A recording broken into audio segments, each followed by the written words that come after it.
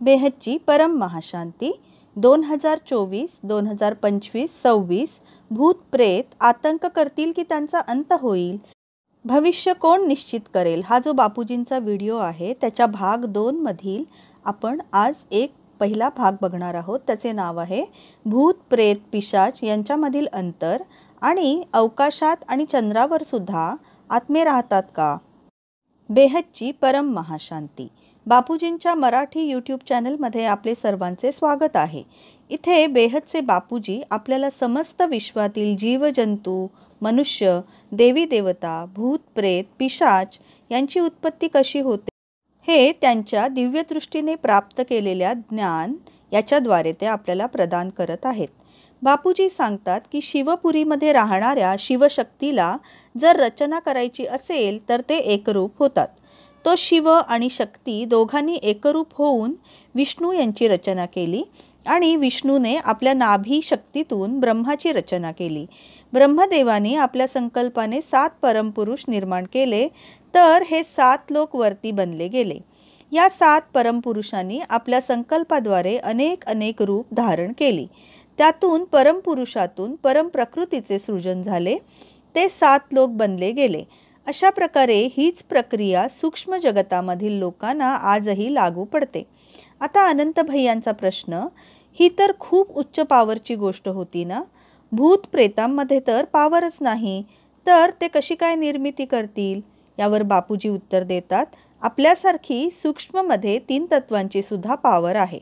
अनंत भैया म्हणतात, परंतु बापूजी ही तर आत्मा निर्माण करणे ही खूप मोठी गोष्ट आहे ना। बापूजी म्हणतात, आत्मा निर्माण होत नसतो, आपल्यासारखे रूप निर्माण करू शकतो, यांच्यामध्ये पावर नाही। प्रश्न, मग हे आत्मे नाहीत का। बापूजींचे उत्तर असे आहे की आत्म्याला थोडी पावर जाते, जसे एकदम हलक्या पावरवाले आत्मे असतात, किडे मकोडे अशा आत्म्यांची रचना होत असते। या आत्म्यामध्ये एवढी पावर नाही। आत्मे तर बनवले, परंतु त्यांच्यामध्ये एवढी पावर नाही की ते हाय क्वालिटी आत्म्यासारखे बनतील। हे भूत प्रेत तर 1 किलोमीटरपेक्षा वरती सुद्धा जाऊ शकत नाहीत, जिथे ते निर्माण झालेले होते। ते एका जंगलात कुठेतरी भूत प्रेत राहत असतात, तिथे जाऊन राहतात। तर काही अवकाशात सुद्धा निर्माण होत असतील ना। बापूजींचे उत्तर की हो, अवकाशात सुद्धा निर्माण करू शकतात, चंद्रावर बसून सुद्धा करू शकतात। चंद्रावर आजही आत्मे राहतात, ते संकल्प करतात, परंतु तिथे बघा की कुणी सुद्धा रचना करण्यासाठी जिथे पुरुष आणि प्रकृती मिळून एकरूप होऊन सृजन करत असतात ना, अशा प्रकारे सूक्ष्ममध्ये सुद्धा भूत भूतनी किंवा देवी देवता एकरूप होऊन संकल्प करत असतात, तेव्हा रचना होत असते। एकटा देव करू शकत नाही किंवा एकटी देवी पण करू शकत नाही। धर्तीवरील एकटा मनुष्य करू शकत नाही ना, कसे करू शकेल, मनुष्य कसा करू शकतो। आता प्रश्न, धर्तीवर एखाद्या कुटुंबात मूल जन्म घेते तर तो आत्मा तर गर्भात प्रवेश करतो ना। उत्तर, आत्मा तर वायुमंडळात होता, तो सुद्धा 80 ते 90 दिवसात गर्भामध्ये प्रवेश करतो ना। यावर माझा पूर्ण व्हिडिओ आहे बघा। जेव्हा गर्भाचे 80 ते 90 दिवस होतात तेव्हाच आत्मा गर्भामध्ये प्रवेश करतो। आता प्रश्न असा की भूत प्रेतांमध्ये कोणता फरक आहे। यावर बापूजी उत्तरतात की फरक आहे, मोठाच फरक आहे। भूत बिचारे साधे असतात, घरातच बसून राहतात किंवा जंगलामध्ये जाऊन कधी मंदिरामध्ये जाऊन साधना करतात, आणि जे प्रेतात्मे असतात ना, ते तर खूप खतरनाक असतात। आता प्रश्न, भूत आणि प्रेतांची निर्मिती केव्हा होते। बापूजींचे उत्तर, भूत म्हणजे कमी वासनेचा आत्मा असतो आणि प्रेत मात्र जबरदस्त वासनेचा आणि शक्तीचा सुद्धा आत्मा असतो, मात्र ही शक्ती नकारात्मक असते। जसे पिशाच टाईप असते ना, प्रेताच्या वरती पिशाच योनी असते, पिशाच रक्त पिणारा असतो। भूत प्रेत पिशाच हे कोणत्याही मनुष्यामध्ये किंवा प्राण्यामध्ये घुसले तर तो बाहेर काढता येत नाही। मग तुम्ही वाटल्यास बालाजींच्या मंदिरात घेऊन जा किंवा आणखीन दुसऱ्या कोणत्या मंदिरात घेऊन जाऊ द्या, भूत प्रेतांना कोणीही काढू शकत नाही। कोणाच्या शरीरात घुसलेल्या भूताला तुम्ही काढू शकता का। तर इथे पॉवरफुल जागा आहेत, मंदिरात जिथे जिथे पॉवरफुल जागा आहेत तिथे जाऊन भूत काढून टाकता येते, परंतु प्रेत मात्र निघत नाही। आणि प्रेतापेक्षा सुद्धा पॉवरफुल आहे पिशाच। जर एखाद्या शरीरामध्ये पिशाचाने प्रवेश केला तर तो त्याच्या सूक्ष्म शरीरात जाऊन त्याचे सूक्ष्म शरीर शोषून घेतो. रक्त पिणारा म्हणजे त्याच्या सूक्ष्म शरीरातील सूक्ष्म शक्तींना तो शोषून घेतो, त्याच्या सूक्ष्म शरीरात मिळून जातो. तर तो बाहेर कसा काय निघणार? त्या मनुष्याचे सूक्ष्म शरीरच पिशाच बनले गेले आणि पूर्णपणे त्याच्या मनावर कंट्रोल करून घेऊन त्याच्या मनाला तो पिशाच चालवतो. जे पिशाचाचे मन आहे तेच मन होईल. मूळ आत्म्याचे मन मात्र आता दाबले जाईल. प्रश्न: पितरांची भूमिका काय आहे? बापूजींचे उत्तर: पितर तर वरच्या लोकात निघून जातात, परंतु कित्येक पितर तर भूत पिशाच बनून घरात बसलेले असतात. आजोबा पणजोबा सुद्धा कित्येक भूत प्रेत पिशाच बनलेले आहेत. असे थोडेच आहे की ते पिशाच बनतात. मनुष्य काय आहे? कुणाच्याही घरात भूत प्रेत पिशाच बनलेले असतात. ते पणजोबांच्या रूपात सुद्धा बसलेले असतात. ते त्यांच्या हिशोबाने कंट्रोल करू इच्छित असतात. कुणाच्या तरी एकामध्ये प्रवेश करून संपूर्ण कुटुंब चालवत असतात. शेवटी त्याला पण घेऊन जायचं आहे ना. या ज्या पिशाचिनी डाकिनी त्याला मारून सुद्धा टाकतात.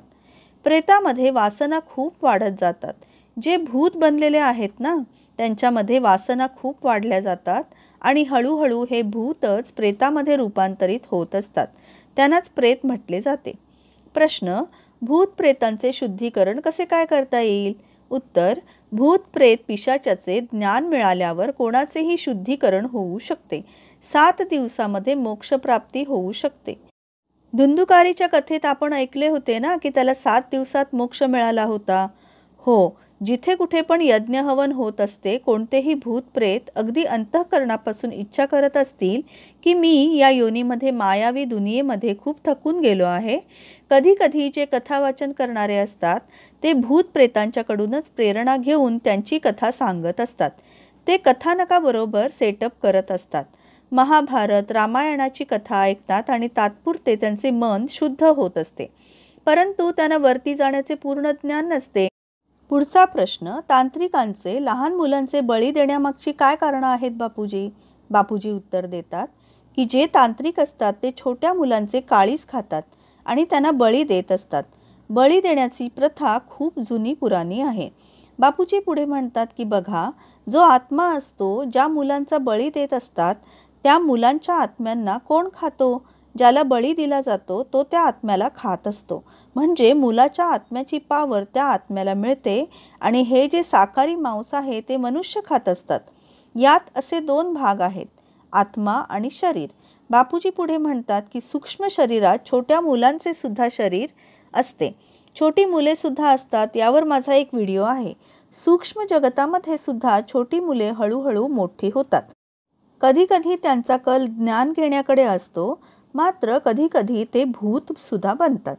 आता अनंत भैया प्रश्न विचारतात की 2-3 वर्षाची मुलं मृत होतात तेव्हा ते अज्ञानी अवस्थेतच असतात ना. त्यांना तर दुनियेचे ज्ञान नसते, तर ते भूत प्रेत बनतात की अजून दुसरं काही बनतात? बापूजी उत्तर देतात की ती जी छोटी मुलं असतात त्यांना कोणतेही ज्ञान नसते, परंतु ते जेव्हा सूक्ष्म जगतामध्ये येतात तेव्हा त्यांच्याबरोबर भूत पिशाच पकडून घेऊन जातात आणि ते त्यांना हळूहळू पावर देऊन सुद्धा त्यांच्यासारखेच बनवून कंट्रोलमध्ये ठेवतात आणि त्यांच्याकडून कामं करून घेतात. अनंत भैया पुढे विचारतात की जे आत्मे मृत्यू पावतात मग ते कोणत्याही वयाचे असोत, मृत्यूनंतर जर त्यांना वरील ज्ञान नसेल आणि ते आत्मे धर्तीवरच राहिले तर त्यांचे भविष्य काय आहे? बापूजी स्पष्ट करतात की बघा, कोणताही आत्मा मृत्यूलोकात धर्तीवर राहिला तर त्याला ज्ञान नसेल, भूत प्रेत योनीत भटकत असेल तर त्याच्यामध्ये खूप वासना असतील, तर ते भूत प्रेत सुद्धा कित्येक जन्मांच्या पर्यंत म्हणजे अगदी 10-10 हजार वर्षांपर्यंत सुद्धा भूत प्रेत योनीत बसून असतात. 10,000 वर्षांपर्यंत त्याचे जन्म घेण्याचे कर्मबंधन असते, परंतु त्याच्यामध्ये जबरदस्त भूत प्रेत वासना असल्याने जन्म घेण्याची इच्छा नसते. तर तो तात्पुरते काय करतो? तो कोणत्याही गर्भामध्ये प्रवेश करून नंतर बाहेर निघून जातो. गर्भ फाडून बाहेर निघून जातो, कारण की त्याच्यामध्ये जबरदस्त वासना असतात. त्यामुळे असे आत्मे गर्भात राहू शकत नाहीत. त्यांचे जन्म घेण्याचे कर्मबंधन असते. 10,000 वर्षांचे प्राचीन भूत प्रेत वासनायुक्त आत्मे गर्भयोनीमध्ये प्रवेश करतात तर त्यांना तो गर्भ भयानक तुरुंग काळ्या पाण्याची शिक्षा वाटते. मग नंतर 5, 6, 7 महिने होतात तर तो गर्भ तोडून बाहेर निघू शकतो. तसेच त्याच्याबरोबरचे त्याचे मित्र, दोस्त, आत्मेसुद्धा आसपास घिरट्या घालत असतात. तर असे वाटते की ज्या आत्म्याने गर्भात प्रवेश केलेला असतो तो त्याचे संकल्प पकडत असतो. त्यांचे व्हायब्रेशन्स त्याच्या आसपास पसरलेले असतात. त्याच्या कनेक्शनमधील आत्म्यांना वाटते की त्याने बाहेर यायला पाहिजे. ते त्यांना किरणांचा प्रकाश झोत टाकून गर्भातून बाहेर काढत असतात. तर तो गर्भपात अशा वेळेला होऊन जातो. अशा प्रकारे गर्भपात होत असतो.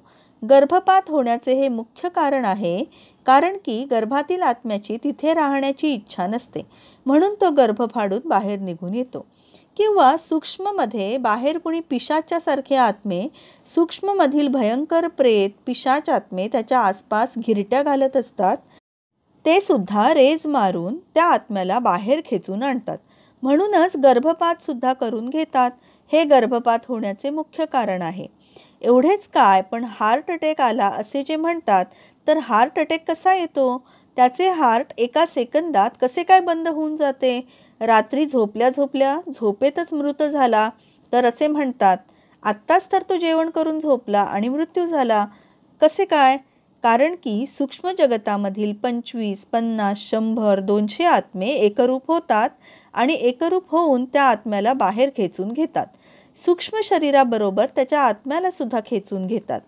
तर मग त्याचे हार्ट ताबडतोब बंद होते. ह्यालाच म्हणतात हार्ट अटॅक आला. हार्ट अटॅक म्हणजे सूक्ष्म जगतामधील आत्मे त्याला खेचून घेतात आणि नंतर त्या आत्म्याला आपल्या कंट्रोलमध्ये करतात. याला हार्ट अटॅक कसे म्हणणार? तसे पाहिले तर नैसर्गिकरित्या ब्लड कधीही बंद होत नाही, हृदय बंद होत नाही. हृदय बंद होण्याच्या आधी काहीतरी इशारे मिळतच असतात. म्हणजे हे अतिसूक्ष्म कारण आहे. ज्यांना वेड लागतं, वेड्याच्या इस्पितळात जे काही वेडे आहेत त्यांच्यामध्ये सूक्ष्म जगतामधील आत्मे भरलेले आहेत. या पागलखान्यात जे काही मनुष्य आत्मे आहेत त्यांच्यामध्ये हे आत्मे भरलेले आहेत. ते त्यांच्यावर कंट्रोल करून त्यांना पागल बनवतात. हे त्यांच्या सूक्ष्म शरीरात शिरतात. दोघांचेही सूक्ष्म शरीर, मनुष्याचे सूक्ष्म शरीर आणि या प्रेताचे सूक्ष्म शरीर एकरूप होत असते. मग तुम्ही त्या सूक्ष्म शरीराला कितीही मारा, त्याला धूर द्या, कडू धूर द्या, तरीसुद्धा ते बाहेर निघत नाही आणि त्याला हे कळते की हे तात्पुरते आहे. अगदी तुम्ही इलेक्ट्रिक शॉक दिलात तरीसुद्धा ते बाहेर पडत नाही. सूक्ष्ममध्ये तो सायलेन्स होऊन जातो. सूक्ष्ममध्ये सायलेन्स होतो, निष्क्रिय होतो. तर लोकांना वाटते की तो आत्मा निघून गेला. नंतर जेव्हा तो मनुष्य घरी जातो तेव्हा पुन्हा तो प्रेत आत्मा सक्रिय होत असतो. पुढील प्रश्न, सैतान, भूत, प्रेत यांच्यामधील काय फरक आहे? बापूजी स्पष्ट करतात. बघा, भूत एकदम साधारण असतात. ही भूत समोरच्याला जास्त त्रास देत नाहीत. जर भूत कुणामध्ये घुसले तर त्याला बाहेर काढणे सोपे असते. ते सूक्ष्म शरीरात आतपर्यंत शिरत नाही. ते सूक्ष्म शरीरातील वरील आवरणात म्हणजे बाहेरील आवरणात राहते.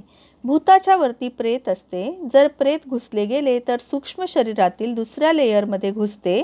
सूक्ष्म शरीराचे पण कित्येक लेयर असतात. जसे भूत सूक्ष्म शरीरातील पहिल्या लेयरमध्ये घुसत असते तर प्रेत दुसऱ्या लेयरमध्ये घुसत असते. नंतर ते जास्तच विकारी होत असते. ती पिशाच योनी असते. त्याला तुम्ही म्हणता ते सूक्ष्म शरीराच्या 3ऱ्या 4थ्या आवरणात घुसत जाते. 5व्या आवरणात सूक्ष्म शरीराच्या शेवटच्या आवरणात पर्यंत सुद्धा ते घुसते. त्यामुळे ते खूप मिक्स होऊन जात असते आणि संपूर्ण सूक्ष्म शरीरावर कंट्रोल करून पूर्ण शरीराला चालवत राहते आणि विकारांचा उपभोग घेत राहते. कित्येक स्त्रियांमध्ये तर पिशाच घुसत असतात आणि ते त्यांच्या शरीराद्वारे सर्व विकारांचा उपभोग घेत असतात. हे पिशाच स्त्रियांमध्ये जास्तीत जास्त शिरत असतात. पुढील प्रश्न, स्त्रिया पुरुषांमध्ये आणि पुरुष स्त्रियांमध्ये बदलत असतात का? बापूजी स्पष्ट करतात की हो. जी स्त्री शरीरवाली आहे ती तिच्यातील स्त्री वासना भोगण्यासाठी तिच्यामध्ये घुसत असते. कधी कधी तिच्या पतीमध्ये सुद्धा कितीतरी पिशाच घुसून जातात. कुणी सुंदर स्त्री असेल तर तिच्या पतीमध्ये पिशाच घुसले गेले तर तो ती स्त्री वासना पूर्ण करेल ना. काही वेळेला वेगवेगळे खूप भूत प्रेत आत्मे परेशान करत असतात. पुढील प्रश्न, सैतान काय आहे? बापूजी म्हणतात की सैतान हे पिशाचपेक्षा वरचे आहे. ते पिशाच्यापेक्षा सुद्धा खूप खतरनाक असते. पिशाचाला ब्रह्मराक्षस म्हणतात ना. त्या टाईपचे असते. ब्रह्मज्ञानी असून सुद्धा राक्षसासारखे काम करत असते जेव्हा कुणी ब्रह्मज्ञानी असतो तसे. पुढील प्रश्न, हो तर सैतान कोण बनत असतो? याचे उत्तर, जे ब्रह्मज्ञानी, जे ब्रह्मराक्षस म्हणतात ना, ब्रह्मराक्षस म्हणजे सैतान, तो खूप हाय क्वालिटी आत्मा असतो. तो ज्ञानी असतो, परंतु त्याचे कार्य मात्र सैतानाचे असते. तर जेवढे नकारात्मक कार्य, वाईटातले वाईट कार्य बघा, जसे एखाद्यामध्ये कोणत्या तरी सैतानाने प्रवेश केला, जसे कोणातही प्रवेश करून बळी मागत असतो, बळीसुद्धा खात असतो, त्याच्यामध्ये जबरदस्त भोगविलास असतो. एकाच वेळेला कित्येक दारूच्या बाटल्या पिऊन टाकत असतो, कित्येक किलो मांससुद्धा तो खाऊ शकतो, एकाच वेळेस कित्येक सिगारेट ओढतो, एकाच वेळेस 5 किलो मटणसुद्धा खाऊन टाकतो. असे पिशाच घुसून जातात, तर मग त्यांना बाहेर काढणे अतिशय भारी पडते, खूप मुश्किल होत असते. ते त्या आत्म्याला घेऊनच बाहेर पडते. त्याचे मन भरून गेल्यावर ते त्याला मारून सुद्धा टाकते. परमशांती. श्रोते हो, ही सर्व माहिती बापूजींनी आपल्याला केवळ ज्ञान व्हावे यासाठी पुरवलेली आहे. मात्र या विषयांवर तुम्ही पुढे चिंतन मनन अधिक करू नये ही विनंती. हा व्हिडिओ तुम्हाला आवडला असल्यास बापूजींच्या मराठी चॅनलला जरूर सबस्क्राईब करा. तिथे या प्रकारचे अनेक ज्ञान तुम्हाला उपलब्ध होईल. तसेच या व्हिडिओला नक्की लाईक शेअर करा आणि असे केल्याने आम्हाला सुद्धा पुन्हा पुन्हा नवीन नवीन विषयांवर बापूजींच्या ज्ञानाचे व्हिडिओ बनवण्याची प्रेरणा मिळते. बेहदच्या बेहदची परम परम परम महाशांती.